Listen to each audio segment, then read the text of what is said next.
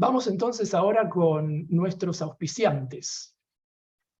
Fundada en 1991 como una compañía dirigida 100% por sus propios empleados, Chroma Technology es un fabricante líder de filtros ópticos de alta precisión con tecnología de revestimiento de capas finas.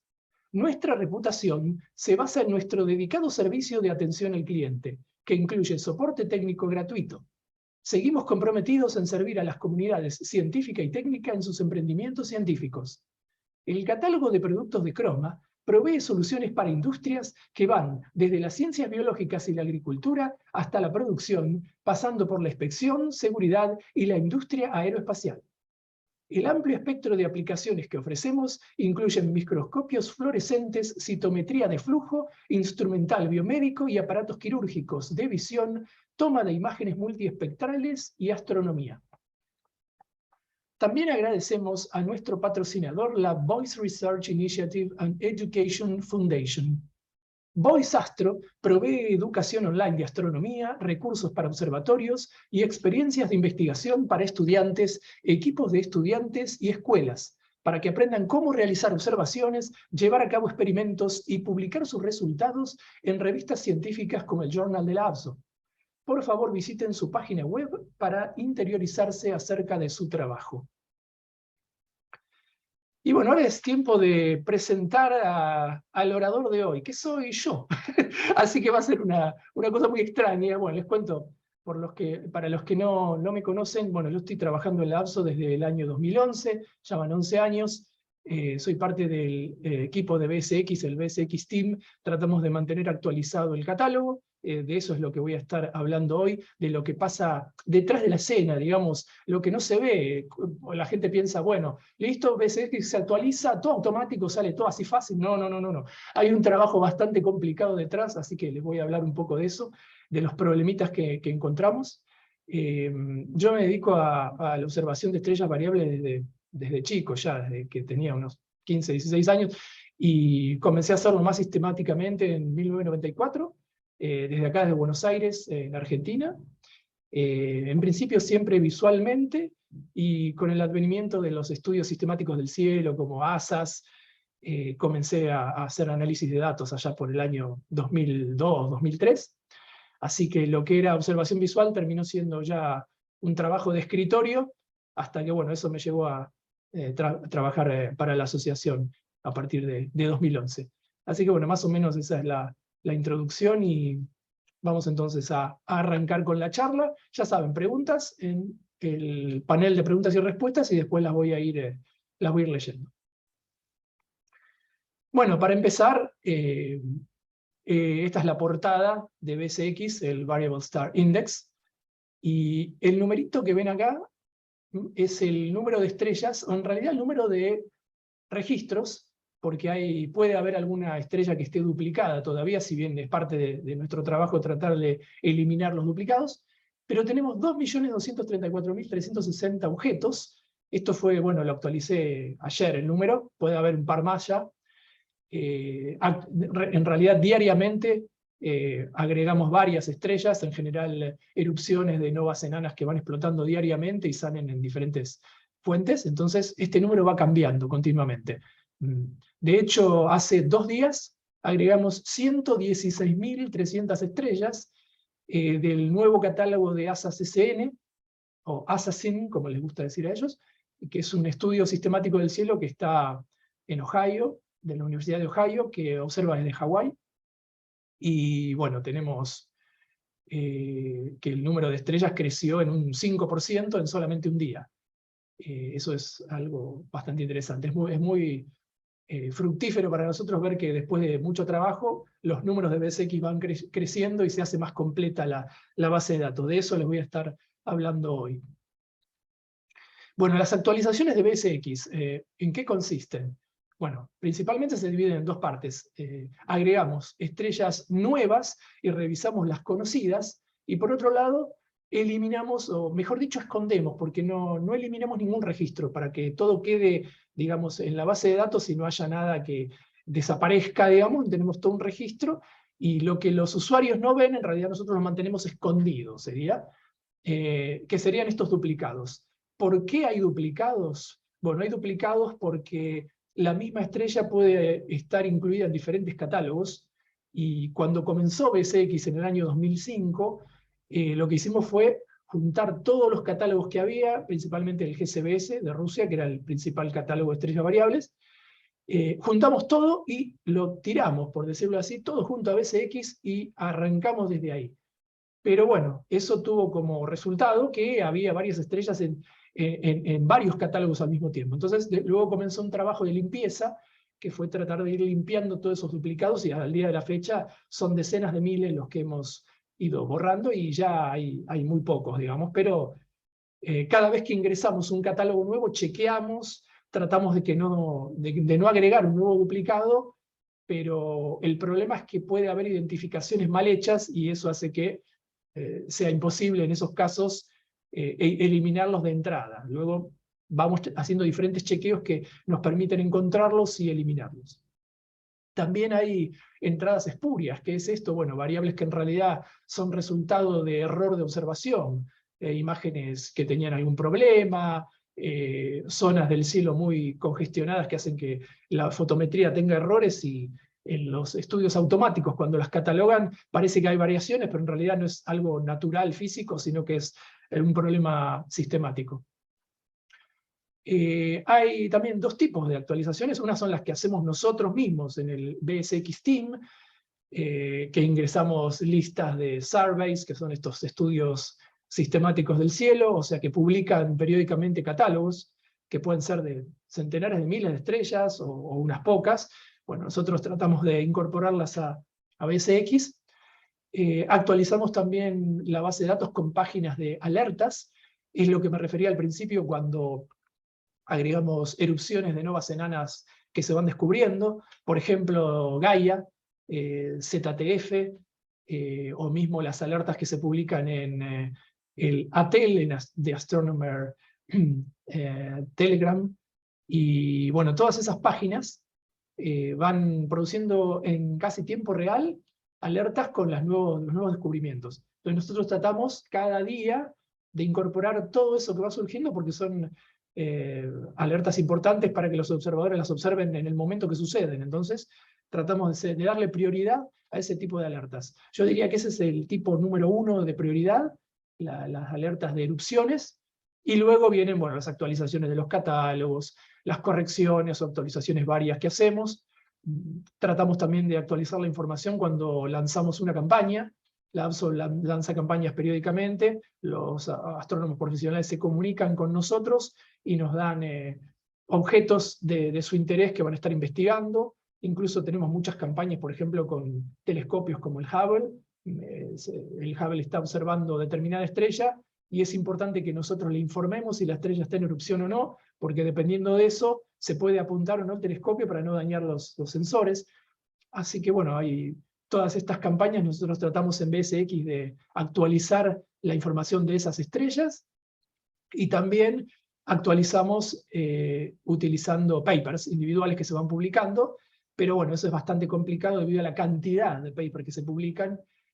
Por más que tengan uno o varios objetos, tratamos de chequear, pero es prácticamente un trabajo que no tiene fin, es continua la cantidad de papers que se publican, por eso es parte de los problemas que enfrentamos y que les voy a comentar a continuación. Y el otro tipo de actualizaciones son las enviadas por los usuarios, ya sean revisiones o descubrimientos que se hacen haciendo data mining, es decir, análisis de datos de los estudios ya publicados online, o utilizando sus propios datos, observaciones SSD, DSLR, lo que sea. Descubren nuevas variables ustedes y la pueden enviar a BSX. Y también hacer revisiones o descubrimientos utilizando la literatura, es decir, esos papers individuales que se van publicando. Pero hay varios problemas con las actualizaciones, y los problemas, bueno, tienen que ver con el número creciente de estudios sistemáticos del cielo que están publicando listas de millones de datos, y que todas tienen formatos diferentes. Ese es el problema, tenemos que llegar a un formato común. Algunos de los equipos que producen estos catálogos tienen contacto directo con nosotros, por ejemplo el equipo de ASA-CCN, y eso hace que nosotros podamos pedirle exactamente el formato que necesitamos, la información que queremos. Incluso poder tratar de llegar a arreglar algunos errores antes de que se publique. O sea que eso es parte importante de la actualización, llegar a un formato apropiado. Luego, sucede lo que les comentaba antes, somos solamente un par de personas haciendo el chequeo de BSX, por lo tanto, hay muchos papers o journals que no están siendo chequeados, así que en ese sentido hace falta personal, por lo tanto hace falta la ayuda de voluntarios. Se necesita personas que tengan experiencia con curvas de luz, con catálogos para poder ayudarnos en este proceso de actualización. Así que si hay algún interesado, aprovecho la oportunidad para, algún interesado quise decir, para contarles que si quieren, si tienen interés, si tienen alguna experiencia en el tema, pueden comunicarse conmigo y vamos a hacer algunas sesiones, yo los entreno, los ayudo para decirles qué es lo que hace falta realmente ver en BSX, qué campos son relevantes, por ejemplo, qué información en un paper es útil para actualizar BSX. Así que bueno, todo eso es algo que se puede llegar a hacer y les agradezco si hay algún interesado. El equipo de BSX está formado en su mayoría por voluntarios, en realidad son todos voluntarios, y pueden ver lo internacional que es. Eso es lo lindo, ¿no es cierto? Ver que, por ejemplo, Patrick Wills, que es el encargado de la programación, de corregir errores, mejorar la base de datos, importar las listas que yo y otros observadores preparan, y también hace la moderación cuando yo estoy de vacaciones. Patrick Wills está en Bélgica. Después tenemos a Leo Fernie, que nos manda listas de descubridores y también nos ayuda con la actualización de nuestro propio journal, el Journal de la ABSO. Él está en Canadá. David Rodríguez está en España, también nos ayuda con nuestro journal. Paul York desde Australia también nos ayuda con nuestro journal. Klaus Bernhard desde Austria nos está ayudando con varias listas diferentes. Y Patrick Schmeer desde Alemania se encarga de revisar actualizaciones que hay en las diferentes listas de alertas como BSNet y nos manda esas revisiones. Como ven, es un trabajo muy internacional y pueden ayudarnos ustedes mismos, incluso observando revisiones de estrellas que puedan ver que hay algún error. Lo bueno de BSX es que si ves un error, lo puedes corregir tú mismo. Eso es lo bueno que tiene. No hace falta que nos contactes en privado y nos cuentes, no. Puedes leer el manual, aprender un poco cómo es el proceso y enviar las propias correcciones al catálogo. Para hablar un poquito de los problemas que hay con los datos, vamos a ir ahora a eso. En general, cuando uno analiza los datos de nuevos catálogos que se publican, podemos ver que hay resultados erróneos y generalmente tiene que ver con la contaminación de estrellas cercanas. El problema es que la mayoría de los estudios sistemáticos del cielo no tienen una buena resolución. Por lo tanto, en realidad estar midiendo una estrella sola, están midiendo varias. Y esto genera diferentes problemas como los que enumero en esta diapositiva. Que hay estrellas que no varían y que en realidad se clasifican como variables por problemas de la fotometría. A veces se identifica una estrella equivocada como si fuera la variable. O la amplitud que se publica está reducida por el hecho de que la luz de la compañera o de las estrellas cercanas hace que contribuya a la luz y disminuye la amplitud. Se la clasifica de forma errónea también debido a esto, debido a que la amplitud está reducida. Las magnitudes también son erróneas, ya que la estrella se ve más brillante porque la luz de varias combinadas está generando que sea más brillante y en realidad es mucho más débil. Después tenemos también que estrellas que se reportan como nuevos descubrimientos en realidad ya están en BSX. No todas las personas que publican chequean BSX, lo cual es muy importante. Bueno, tampoco se puede pedir perfección porque, como les decía antes, BSX se actualiza todos los días. Entonces es normal que mientras uno está preparando un paper, haga un chequeo y bueno, hasta que se publica el paper pase un tiempo y ahí puede haber un desfasaje entre el día de la publicación y la cantidad de variables que había en el momento que se publicó el paper.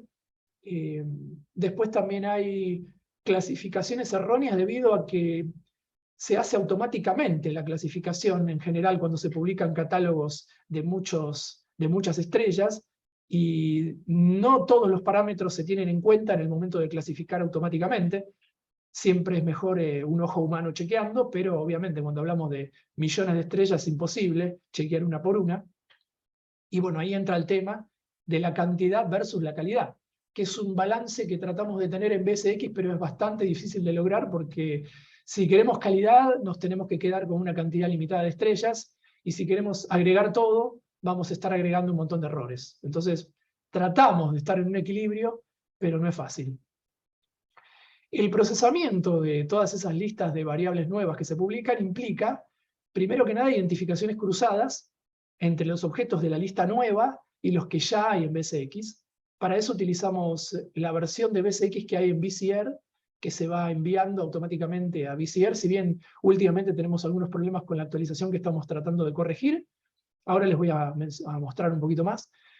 Nuestro trabajo, bueno, también implica separar los objetos nuevos de los ya conocidos, porque una cosa es agregar objetos nuevos y otra cosa es revisar la información que tenemos.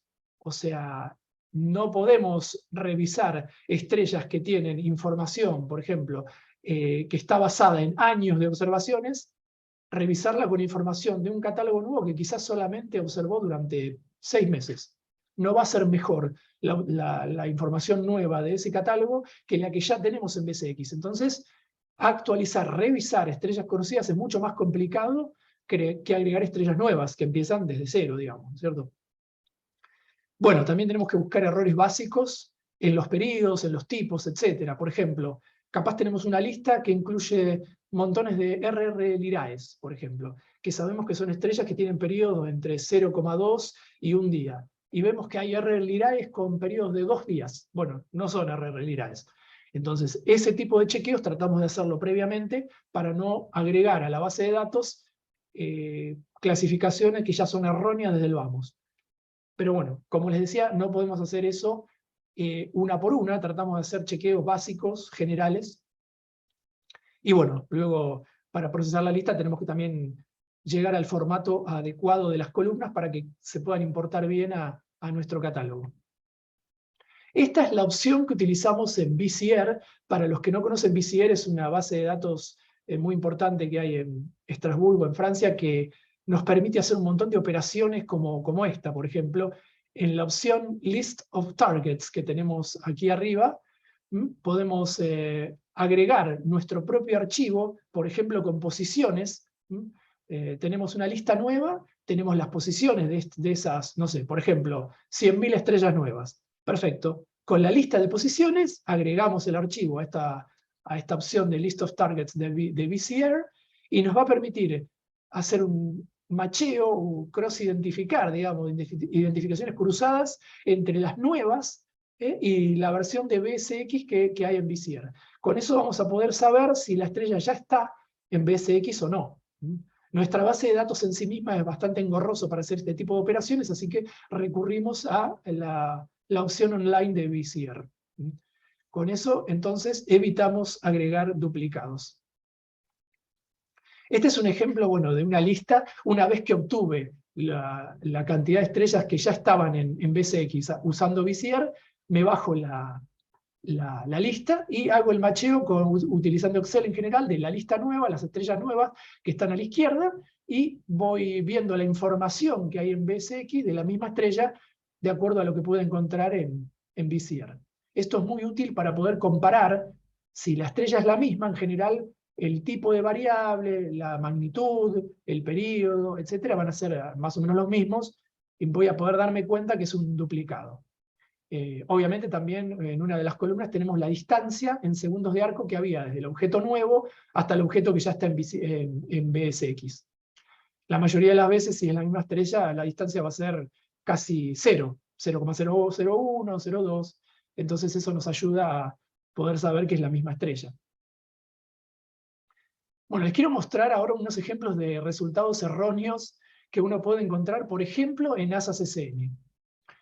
Lo primero que podemos ver cuando hacemos una búsqueda por posición, por ejemplo, es que en este caso, del ejemplo que les estoy mostrando, hay 3 estrellas con diferentes nombres de ASA-CCN alrededor de la misma posición. Eso ya es un primer aviso de que algo extraño está sucediendo. La primera de esas 3 variables tiene catalogada una amplitud de 1,6 magnitudes y está catalogada como bar, o sea, no tiene un tipo de variable realmente asignado, sino que se vio que era variable y simplemente no se la pudo catalogar. ¿Y por qué no se la pudo catalogar? Bueno, porque obviamente si ven aquí la curva, es totalmente espurio el resultado. La magnitud media 15,2, que sería más o menos por acá, en realidad es la magnitud media de todos estos puntos que están incluyendo datos de 2 estrellas. Una estrella de magnitud 14,2 y una estrella de magnitud 15,5, como pueden ver en la curva. No es una variable real. Por lo tanto, la amplitud de 1,6 en realidad es la combinación de 2 estrellas. O sea, no existe ninguna variable aquí. Y otro dato a tener en cuenta es que el periodo, que está dado como 1,993 días, cuando es muy cercano a un número íntegro o a un integral, es muy sospechoso. Un número entero, quise decir. En general tiene que ver con la cadencia de los estudios sistemáticos que observan una vez por día, una vez cada noche o cada 2 noches. Entonces se crean periodos artificiales cercanos a 1,0, 2,0, 0,5. Siempre hay que sospechar de eso. Este es otro ejemplo en el cual sucede también que, si vemos acá en la imagen, hay varias estrellas en la misma zona, también hay estrellas mezcladas, y pueden ver que hay datos en diferentes colores, uno en azul y otro en rojo. Bueno, y esas son diferentes cámaras. Entonces, la variabilidad se vio en una cámara y en la otra no. Eso ya es algo que nos está dando un dato. Si la variabilidad fuera real, se tendría que ver en ambas cámaras, en todas las cámaras. No se dio así, entonces. Esto quiere decir que una de las cámaras sufrió de contaminación de otra estrella y la otra no. Entonces, la amplitud que se da acá de 0,8 en realidad tampoco es real y también espuria. Este es otro ejemplo de lo mismo. Una cámara vio la variabilidad y la otra no. Y ahora les voy a mostrar un ejemplo bastante interesante de una variable de tipo Mira. Esta es la entrada en BCX. Se puede ver que varía de 12,9 a 16,5, a menos de 16,5, más débil. Y en ASA-CCN lo que se ve es esto. Se ve claramente la variación de la mira, del máximo y mínimo, pero la amplitud es de apenas una magnitud 1,4, lo cual hizo que ellos la clasifiquen como semirregular y no como mira, debido a que la amplitud es muy pequeña para ser mira. En general, para las miras se utiliza un límite de 2,5 magnitudes. Bueno, ¿esto a qué se debe? Justamente a lo que les comentaba antes, que la zona está muy congestionada de estrellas y la resolución de ASA-CCN no es suficiente para separarlas. Entonces, se produce contaminación y el mínimo es muy plano, se podría decir, porque es la magnitud combinada de varias estrellas. En el máximo, la mira se hace más brillante y aparece por encima del brillo combinado, pero cuando baja, desaparece, no se ve más, y lo que se está viendo en el mínimo es el brillo de las demás, no de la variable. Entonces, se ve perfectamente el periodo, pero no se puede clasificar bien, y la amplitud y la magnitud están equivocadas. Esta otra variable, que ASA-CCN la da como un descubrimiento, aquí arriba a la derecha pueden verlo, y tiene otro nombre incluso, en realidad es la misma.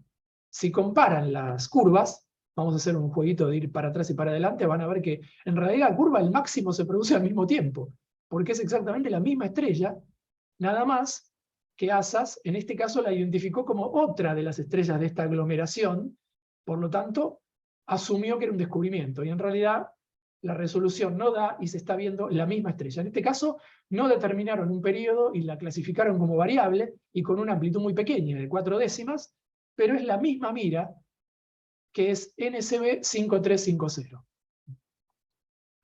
Otros ejemplos. Este es un ejemplo clásico que cuando comencé a laburar en BCX en el año 2011 lo pude encontrar, NSB 22788. Es otra mira, como la que les comenté recién, pero es brillante y tiene 33 variables espurias alrededor en el catálogo de Ogle. El catálogo de Ogle tiene muy buena resolución, Ogle, pero observa una zona muy congestionada, que es la zona del bulbo galáctico. Entonces hay estrellas muy juntas una a la otra. Y en el catálogo, bueno, aparecieron montones de estrellas espurias que están al lado de la mira, como si fueran otras miras, o semirregulares, con el mismo periodo. Lo divertido, interesante en este caso, es que la mira no estaba en el catálogo, porque Ogle no incluye las estrellas que están saturadas, que son muy brillantes, entonces no se la podía estudiar, pero las variaciones de esa variable se pudieron estudiar viendo cómo variaban los artefactos, que serían las variables en realidad espurias que había alrededor. Se pudo ver la curva de esas variables y sacar el periodo, la época de máximo, etc., analizando esas estrellas contaminadas. Esto es cómo se ve BSX si uno va a ver la entrada de NSB 22788. Podemos ver los 33 resultados espurios que estaban en el catálogo de Ogle, con sus nombres de variable y todo, y las podemos ver en gris, porque en gris aparece todo lo que es obsoleto. Es una manera de mostrarlo en BSX. Pueden ir a un link, cada entrada, cada uno de estos nombres en gris, va a un link que nos lleva a la entrada original del catálogo, y pueden ver la información original. Pero es algo anecdótico, es importante saber que es totalmente obsoleto lo que se haya presentado ahí, porque está basado en error, en contaminación. La entrada siempre ustedes tienen que ver la entrada original de BSX, que figura con la B en verde, y ahí pueden ver toda la información. Otra forma muy interesante de contaminación se da alrededor de variables como, por ejemplo, delta Cephei, que es la cefeida clásica más famosa y que es visible a simple vista, tiene magnitud de 4. Bueno, estrellas tan brillantes y que varían con una amplitud notable, generan también, lo mismo que les contaba recién, alrededor, ¿no es cierto?, la existencia de montones de estrellas con la misma variación, el mismo periodo o periodos múltiplos. Entonces, cuando agregamos las variables de ASA-CCN en el año 2018, nos pasó que luego nos dimos cuenta que alrededor de delta Cephei teníamos un montón de entradas con el mismo periodo o periodos con el doble. Acá podemos ver, el periodo de delta Cephei es 5,366 días, y teníamos variables clasificadas como rotantes con el mismo periodo en ASA-CCN, o estrellas con el doble del periodo, 10,73, catalogadas como eclipsantes, y en realidad, claro, cuando las eclipsantes se suele tomar como que tienen 2 eclipses, entonces si se multiplica por 2 el periodo de la pulsación, se obtiene un periodo que pareciera ser de un eclipsante con el doble del periodo. Bueno, acá tenemos también una supuesta delta cefeida de población 2, que apareció acá en el catálogo de ASAS con el mismo periodo, y también una cefeida clásica con el mismo periodo. O sea, como pueden ver, la clasificación automática es bastante errónea a veces si se la deja fluir tranquilamente sin chequear. Tenemos a la misma estrella catalogada como cefeida clásica, cefeida de población 2, variable rotante, eclipsante. Bueno, la realidad todos sabemos que es una cefeida clásica. Bueno, una vez que identificamos toda esta contaminación en estrellas alrededor de delta Cephei, contaminación que puede alcanzar 800 segundos de arco, muy lejos de la estrella, pero es tan brillante que se chorrea toda la luz y contamina muchísimas estrellas. Bueno, una vez que identificamos esto, pudimos esconderlas. Lo que figura como H, aquí con la letra H, son estrellas que están escondidas y que ustedes no las pueden ver, las vemos solamente los moderadores. Y bueno, esta diapositiva la tomé hace 2 años aproximadamente, antes de importar el catálogo ZTF, que importamos en el año 2020, a fines de 2020. Una vez que agregamos ZTF, vimos que pasó lo mismo. Varias estrellas que fueron catalogadas como variables rotantes de tipo BY, RS, tenían también el mismo periodo que delta Cephei, y bueno, ya están todas escondidas. Así que bueno, es parte de nuestro trabajo tratar de evitar que este tipo de errores de los catálogos llegue a verse en la base de datos pública. La resolución de cada estudio que se va publicando del cielo va mejorando. Eso nos va a permitir ir mejorando también las identificaciones, la fotometría. Acá tienen más o menos cuál era la resolución de cada uno de los estudios del cielo que han ido apareciendo. Tenemos que el NSBS o SuperWASP, o incluido TESS, que no tiene como objetivo ver estrellas débiles, sino encontrar planetas en las estrellas más brillantes, tienen una resolución de 1 minuto de arco, o sea, es muy pobre. Luego, bueno, tenemos ASAS 3 con 24 segundos, y así digamos, vamos a ir mejorando la resolución a medida que vamos llegando más profundo en el cielo, estrellas más débiles, resolución más alta, hasta llegar a Gaia, que es lo último, digamos, lo más preciso, con una resolución inferior, o mejor dicho, mayor a 1 segundo de arco. Se los quiero mostrar eso con ejemplos, con imágenes, para que vean cuál es realmente el problema que estamos enfrentando. Supónganse que queremos estudiar la estrella roja que ven en pantalla, si esa es una variable y queremos estudiarla. Bueno, perfecto. Si utilizamos SuperWASP o NSBS para medir la variación, vamos a ver que toda esta zona que está incluida en este círculo, que es el radio de la apertura de estos estudios, todas esas estrellas van a estar incluidas en la misma medición. Obviamente, no hace falta decir que la variabilidad de la estrella roja va a estar completamente diluida por la luz de las demás estrellas. Hasta es posible que ni siquiera se detecte si es muy pequeña la variación. Entonces, esto es importante tenerlo en cuenta cuando uno analiza datos de estudios sistemáticos del cielo. Si pasamos a estudiar esta misma estrella con ASAS 3, vamos a ver que ya algunas de las compañeras van quedando fuera del radio de apertura, pero aún así hay muchas todavía que están mezcladas. Con ASAS SN ya esta que vemos acá ya quedó afuera, pero sigue habiendo varias estrellas. Vamos a hacer un poco de zoom para ver que todavía con ASAS SN, que incluye estrellas a unos 17 segundos de arco, en este caso estamos viendo 4, 5, 6, 7, 8, una decena de estrellas combinadas. Si vamos a EIPAS, el estudio del APSO, del cielo, ahí ya tenemos que, un poquito mejor la cosa, solamente unas 4 estrellas están incluidas. Ya si vamos a Catalina, del Catalina Real Time Transient Survey, o a Atlas, vemos que casi queda bastante separada la estrella en cuestión, pero todavía hay un poco de contaminación de algunas estrellas de la zona. Y si vamos con Pan-STARRS, ZTF o con Ogle, ya tenemos que la estrella está bien separada del resto, y ahí sí vamos a poder determinar la amplitud, la magnitud, y a no tener el problema de la contaminación. Y bueno, obviamente la mejor fuente es Gaia, que nos permite ir bien profundo con mucha resolución y poder no tener influencia de ninguna de las estrellas de la zona. Bueno, este es Gaia, el satélite, y ya tenemos 4 versiones, diferentes versiones del catálogo que se va mejorando a medida que van entrando más datos.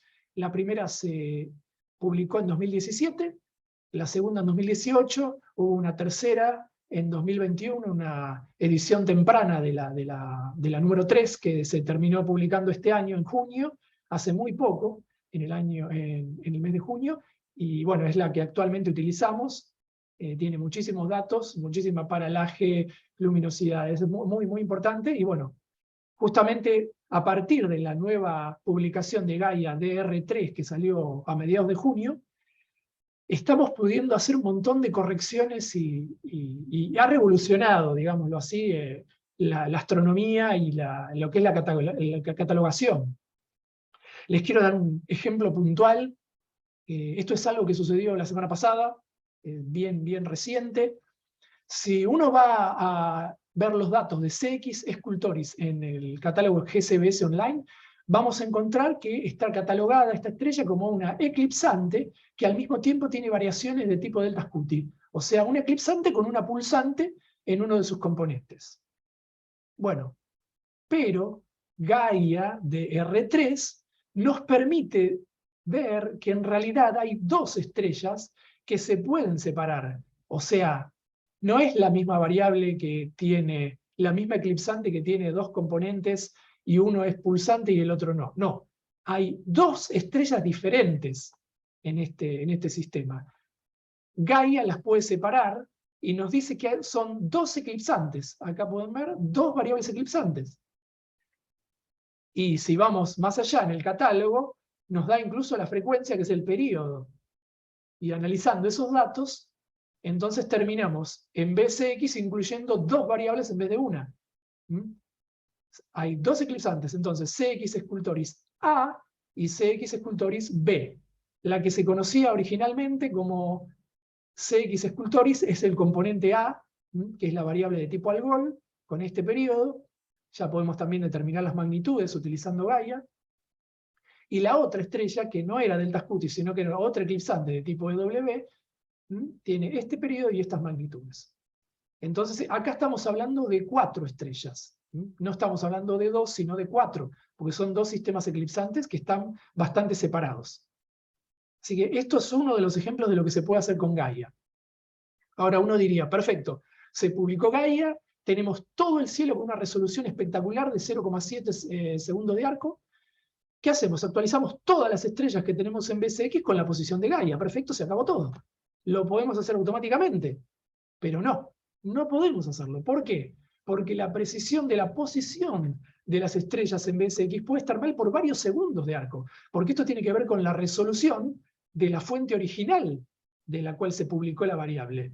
Y no todas son como Gaia, de hecho ninguna es como Gaia. Todas tienen una resolución pobre.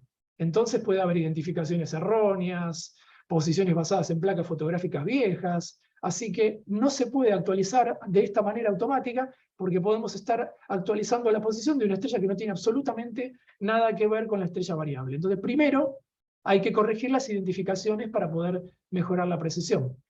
Para darles un ejemplo de lo que estoy hablando, imagínense que la misma zona del cielo que les mostré antes, estoy usando la misma imagen para que vean lo diferente que se puede ver de acuerdo a la resolución. Esta es una imagen de baja resolución tomada desde el observatorio Piero Oller acá en Argentina. Es el estudio llamado CTA Frame. Esta es la resolución, ¿se acuerdan donde había como unas 20 estrellas todas juntas? Bueno, acá se ven como una sola. Ahora que volvemos a la imagen de Pan-STARRS 1 que usé al principio, pueden ver que todo esto está visto como una sola estrella en el estudio desde Piero Oller. Entonces, obviamente, si este estudio publica un catálogo con la resolución que tiene, tranquilamente puede identificar a la estrella como la azul más brillante que está aquí, no la variable roja. En especial porque este estudio está basado en placas en la banda B, las placas fotográficas que tienden a la banda B, a la longitud de onda del azul. Entonces las estrellas azules se van a ver más brillantes que las rojas. De hecho, la estrella muy brillante que se ve acá, que es azul, en la imagen de Pan-STARRS, se ve como una estrella normal. Y la roja muy brillante que hay acá, se ve en la imagen azul muy débil. Entonces, todo esto influye en la identificación. Entonces, hay que tener una buena identificación para poder luego dar la posición exacta. ¿Cómo hacemos para poder identificar variables que no tienen una posición muy precisa? Bueno, la información de Gaia DR3 nuevamente es clave. Gaia DR3 nos da paralajes.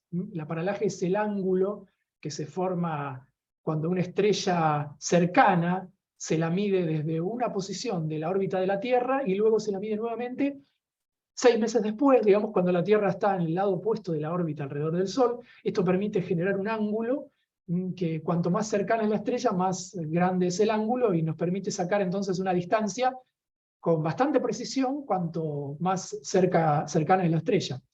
Como Gaia tiene mucha precisión en sus mediciones, está fuera de la atmósfera, nos permite medir ángulos muy pequeños, por lo tanto, obtener mediciones de distancia mucho mejores. Al medir muy bien este angulito, esta distancia que se da cuando la Tierra se mueve en 6 meses, ¿qué nos permite saber? La luminosidad real de la estrella. Porque al saber la distancia y al saber la magnitud aparente, sabemos la magnitud intrínseca, la real.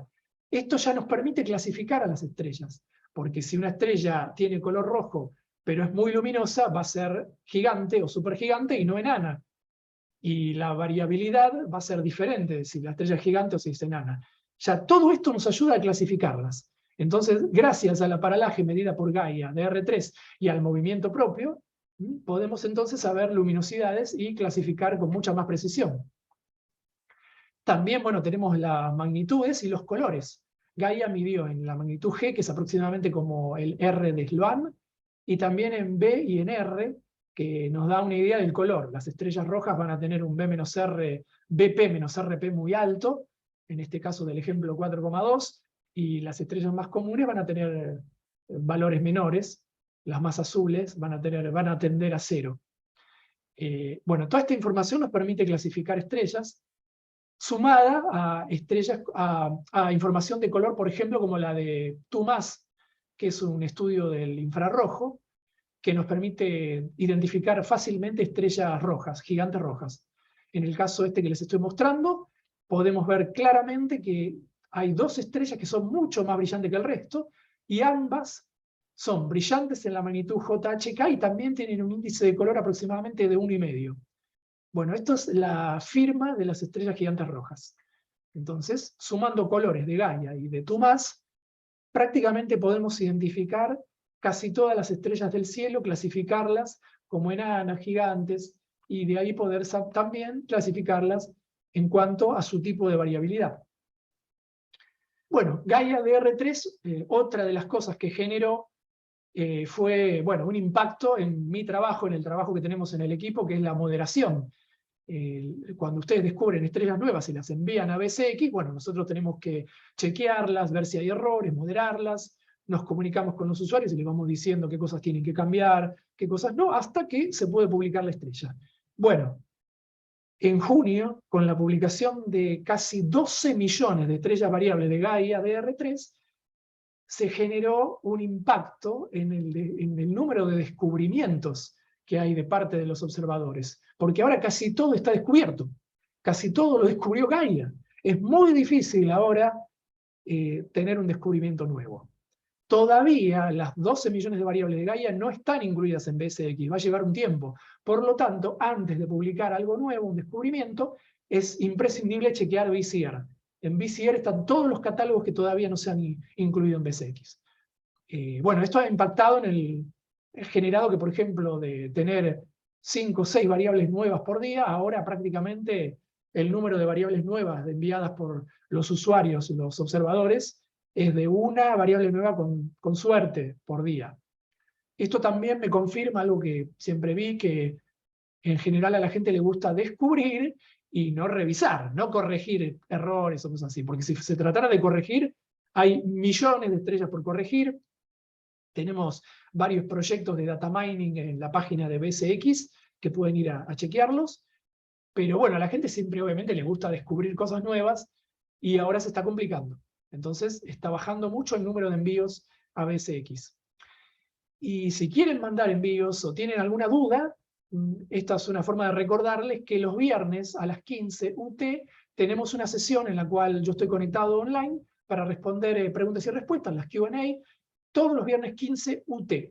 Si tienen o si han estado usando BSX y no han podido entender alguna cosa, cómo llenar algún campo de los formularios o algo, todos los viernes a las 15, durante agosto, en septiembre quizás cambiemos nuevamente el horario para que todos puedan acceder, pueden conectarse y les voy a responder la pregunta que tengan, ya sea en español o en inglés, no hay problema en ese sentido. Si es en español, les contesto en español. Bueno, a futuro. Muchísimos catálogos nuevos de variables, el que les comentaba recién de Gaia DR3, eventualmente vamos a tratar de agregarlo a BSX. Es mucho trabajo, porque son casi 12 millones de estrellas, hay que chequear que no estén ya en BSX, poder corregir identificaciones actualmente erróneas. Va a ser un trabajo hercúleo, pero muy importante porque nos va a permitir corregir casi todo lo que está mal actualmente en BSX. Así que con el tiempo lo vamos a seguir logrando. También tenemos el catálogo de Atlas que se publicó en 2018, pero que tiene muchos problemas. La forma de presentar los datos con diferentes columnas, con diferentes periodos, dependiendo del periodo de la estrella, no tiene clasificaciones estándar, tiene más de 3 millones de dudosas que no vamos a incluir. BSX también trata de tener cierto parámetro de calidad sobre cantidad, y si ellos mismos, los que publican un catálogo, las clasifican como dudosas, que las descubra otra persona que las pueda confirmar antes de agregarlas como dudosas a nuestro catálogo. También tenemos para revisar más de 400.000 estrellas que ASA/CCN ha estudiado y que ya eran conocidas en BSX. Ellos las han reestudiado con datos de ASA/CCN, por lo tanto eso también lo vamos a tratar de incorporar a BSX, pero es mucho más complicado, como les decía antes, no podemos corregir algo que puede estar mejor en BCX, entonces requiere un chequeo casi individual, entonces no individual, pero bastante sistemático y pormenorizado. Y bueno, si hay estrellas variables que no tienen datos, ahí sí vamos a agregar los datos de ASA-CCN. Tenemos también varias listas de OGLE para agregar, de RR-Lyrae, de delta Scutis, y también de variables extragalácticas en las nubes de Magallanes. OGLE ha estudiado las nubes de Magallanes en detalle, y bueno, es un paso que BSX tiene que dar de expandirse de las variables galácticas a también las extragalácticas, pero bueno, la prioridad siguen siendo las galácticas, pero eventualmente vamos a comenzar a agregar estos catálogos, comenzando por las galaxias más cercanas. Y bueno, hay muchas otras listas que están pendientes y seguramente van a ir apareciendo nuevas. A medida que yo estoy hablando, seguro que se está publicando algo, y bueno, eso ya nos da una pauta de lo difícil que es este trabajo. Y bueno, para terminar en rojo y con esos emoticones de tristeza y de angustia, les hablo del LSST, que va a estar comenzando a operar en el año 2024, produciendo una cantidad de alertas por día que puede pasar los miles. Por lo tanto, la angustia se debe a cómo vamos a poder procesar esa cantidad de descubrimientos y alertas. Probablemente haya que replantearse todo y llegar a algunos acuerdos de cómo llegar a alimentar BSX con toda esa cantidad de estrellas, o de quizá poner algún límite, decir, vamos a actualizar todo, vamos a actualizar estrellas de magnitud 23 que quizá nadie desde Tierra pueda observar. Bueno, todo eso va a haber que replanteárselo en los años que siguen, y no falta mucho, evidentemente. No sé por qué eligieron San Valentín para publicarlo, bueno, debe ser todo a propósito. En fin, bueno, esto más o menos era lo que les quería contar acerca de BSX y la actualización, y lo difícil que es también, que parece fácil, pero estamos continuamente chequeando cosas, tratando de actualizar, y bueno, es un trabajo realmente hercúleo, y necesitamos de los voluntarios y la ayuda de todo el que pueda aprenderse, digamos, con eso. Así que bueno, si tienen preguntas, entonces las pueden ir escribiendo en el panel de preguntas y respuestas. Yo voy a ir viendo ya mismo. Comenzamos, bueno, con Patrick Cabana. Voy a habilitar el chat por las dudas, porque ahora total soy yo el que chequea, así que si quieren también pueden ir chequeando. Los voy a habilitar para si quieren también hablar. Total, hoy no va a haber problema. Ahí está. Bueno, Patrick nos pregunta. Primero les pregunto a todos ustedes, ¿se está viendo en este momento el panel con las preguntas que yo estoy leyendo? ¿O no se ve? Porque la idea es que no se tendría que estar viendo. Se los pregunto para que me cuenten y que sea más prolijo o menos prolijo. Si no se ve, perfecto. Y si se ve, bueno, tampoco es un problema, ¿no es cierto? Bueno, mientras tanto voy con la pregunta de Patrick. Si el catálogo Gaia DR3 ya tiene todo, ¿para qué sirven los demás catálogos? Me supongo por sus observaciones históricas, ¿no? Bueno, a ver, tener todo no significa tenerlo bien. De hecho, Gaia DR3, Gaia en sí, en los años que ha estado observando, no es un catálogo que tenga, no es un estudio que tenga una densidad de observación muy alta. Entonces podemos tener 20 observaciones, 15, 30, 50 como mucho. O puede haber 70, un poco más, pero en general hay solamente una decena, una veintena de observaciones. Eso no es suficiente para obtener un periodo bueno, un periodo que realmente valga la pena decir, este periodo es exacto, o incluso una clasificación que pueda ser correcta. Si en una de las estrellas con menos observaciones capaz se la cataloga como variable de tal tipo, y en realidad una curva de ASA-CCN o ZTF que tiene varios años de duración, luego nos permite ver que no era ese tipo de variable, era otro tipo de variable. O nos permite ver erupciones o más eclipses, capaz que Gaia detectó un par de eclipses y no sacó el periodo, y en realidad con ZTF podemos ver que hay una veintena de eclipses y podemos determinar el periodo. Entonces, eso lo puede determinar el mismo Survey, ZTF o ASAS en otro catálogo que ellos produzcan, o lo podemos determinar nosotros usando los datos públicos que ZTF o ASA/CCN publiquen. Entonces, que Gaia haya publicado 12 millones de variables no significa que tengamos la información correcta de las 12 millones.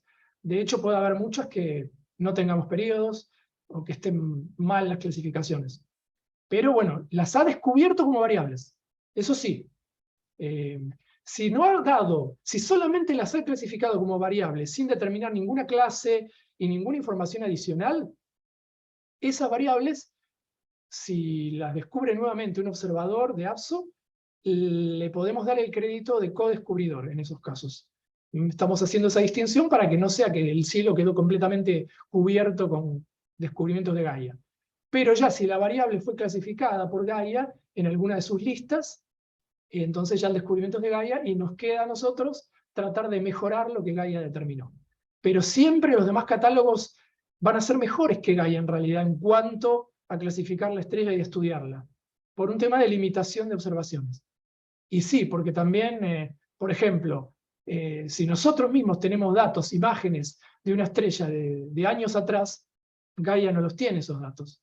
O mismo, si la estrella está en ASAS 3, por ejemplo, que tiene observaciones de 2000 a 2009, Gaia no estaba observando. Entonces, todos esos datos, en ese sentido sí, se los podría tomar como históricos, son muy útiles para poder analizar el comportamiento de la estrella.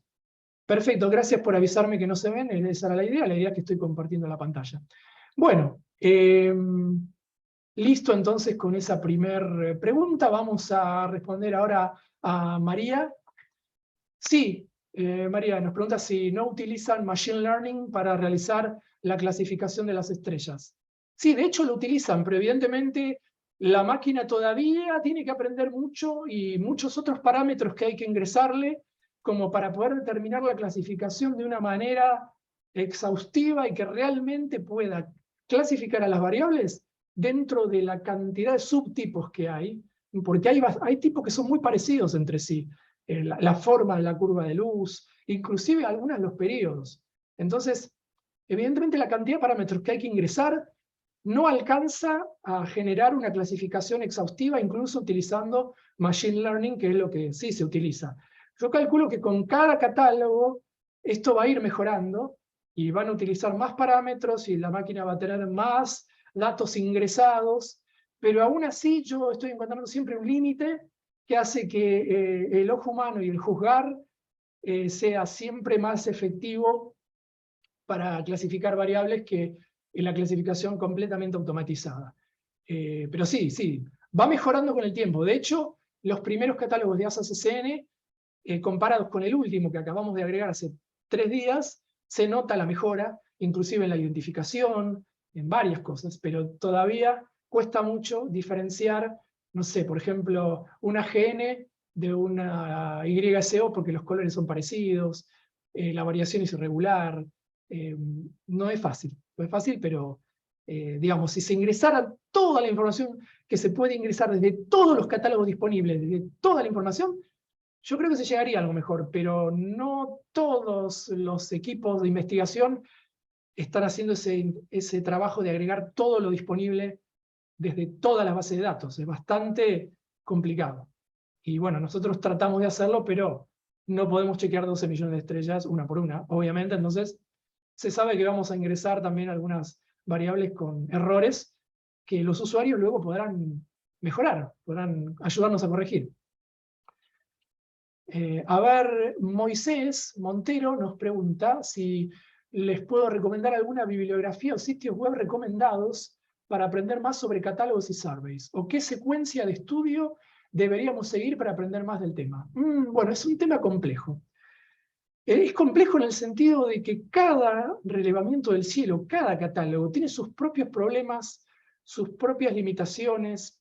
Entonces, lo que tratamos de hacer es, a medida que vamos encontrando estas cosas, las estamos agregando en la documentación de BSX.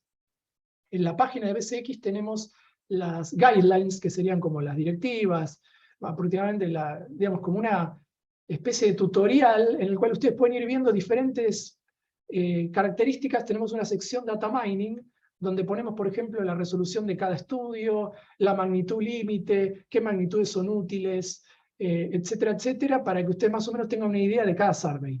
Acerca de aprender más de cada estudio en particular, los links externos de BSX, cuando ustedes buscan información de una estrella cualquiera, en el link externo van a tener la posibilidad de ir a la página de datos de cada survey. Una vez allí, tranquilamente pueden moverse por la página e ir a la página principal del estudio y van a poder encontrar información en la página correspondiente de cada survey, ya sea SuperWASP, ZTF, ASAS3, ASAS-SN.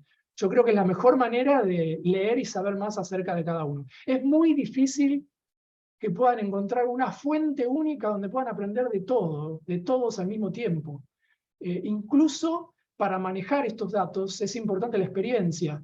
Uno por uno, ir estudiándolos, ir analizando sus datos, y la experiencia es imposible de cambiar. Yo llegué hasta este punto después de estar décadas, un par de décadas estudiando cada uno de estos estudios, digamos, porque si no, ha sido muy complicado. Yo creo que la experiencia es imposible de cambiar con nada, pero bueno, yo trato de volcarles eso a medida que ustedes hacen una pregunta puntual. Por eso lo de las Q&A, que Moisés ha estado en muchas de ellas y que sé que le ha servido, es más útil porque a veces es casi imposible predecir qué pregunta van a tener ustedes acerca de ese estudio. Si bien tratamos de escribirlo en el manual, tenemos un manual de 80 páginas, disponible también en PDF en BSX, tenemos la página de preguntas frecuentes, pero siempre me termino de dar cuenta que siempre hay una pregunta que uno no contempló.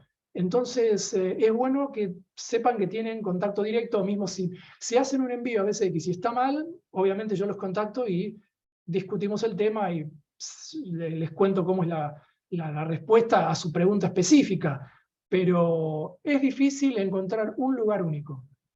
Les recomiendo entonces ir a las páginas de cada uno de los surveys y leer todo el material que hay en BSX para más o menos ir teniendo una idea. Bueno, María, sí, la misma pregunta es la que contesté antes. Juan Echevarría, perdón. ¿No sería bueno que la APS organizara una plática de cómo manejar las bases de datos que cada vez son más? Bueno, o sea, sí, como poder se puede, o sea, pero realmente es un tema, es lo que decía recién, es un tema muy difícil hasta incluso para una charla sola, porque de cada base de datos uno podría estar muchísimo tiempo explicando los problemas que tiene y qué usar y qué no. Por ejemplo, no sé, si uno utiliza ASAS3, ¿qué rangos de fechas habría que utilizar y en qué magnitudes? ¿Por qué? Porque la saturación comenzaba en magnitud 7 hasta el año 2003, porque la exposición hasta 2003 era una exposición de 30 segundos. Pero a partir de 2003 eran 3 exposiciones de 10 segundos. Entonces ya no se saturó y comenzó a ser útil el rango de magnitudes entre 5,5 y 7, pero a partir de la fecha juliana 2.452.950. Luego, cuando limpiaron las lentes y las enfocaron bien porque había problemas de foco en tal otra fecha, cambió otra vez el rango de utilidad del estudio, de magnitudes a utilizar. O sea, con los años y habiendo hablado con cada manager de las bases de datos, nos enteramos de cosas que quizás no están en ningún lado y podríamos estar hablando 1 hora de cada estudio. Y la realidad es que no tenemos tantos usuarios haciendo uso de cada base en particular, y la mayoría que ganan la experiencia suficiente para hacer estos análisis ya se va metiendo en tema y vamos en base a experiencia y a las Q&A o preguntas por email que tenemos, vamos más o menos llegando a responder todo esto. Por ejemplo, hay gente que utiliza ASAS3, yo por ejemplo, sigo enamorado de ASAS3 que ya nadie lo usa, sigo descubriendo variables con ASAS3, porque son estrellas muy brillantes y que los demás estudios no cubren, magnitud 7, 8, y yo tengo una particularidad, tendencia a que me gusten ese tipo de estrellas. Bueno, entonces, capaz que hay gente que estudia ese estudio y no estudia los demás, entonces, con una pregunta puntual sobre ASAS3, se le puede contestar. Entonces, habría una cantidad infinita de charlas que dar acerca de las particularidades de cada una de las bases de datos. Y es muy complicado realmente. Es un tema que cuesta y habría, ya le digo, decenas de charlas. Así que sí, se puede dar alguna charla. En algún momento probablemente se dé una charla de data mining, pero bueno, tampoco hay tiempo suficiente para hacer todo esto. El tiempo apremia, digamos. Pero sí, sí, es buena idea, es buena idea. Bueno, veamos qué otras preguntas tenemos. José Bosch. ¿Recomendaría usar pues Gaia para hacer fotometría? Por ejemplo, de estrellas relativamente brillantes de la 8 a la 10. Yo hago fotometría de Blazar. ¿Sería más adecuado aquí Gaia o qué catálogo? Cuando estamos hablando aquí de Gaia, estamos hablando de estrellas variables, del análisis de las estrellas variables, que es algo completamente diferente a utilizar Gaia como fuente de magnitudes de estrellas de comparación. Son cosas diferentes. Entonces, lo bueno que tiene Gaia DR3 es que nos permite separar estrellas que en otros catálogos están contaminadas por compañeras.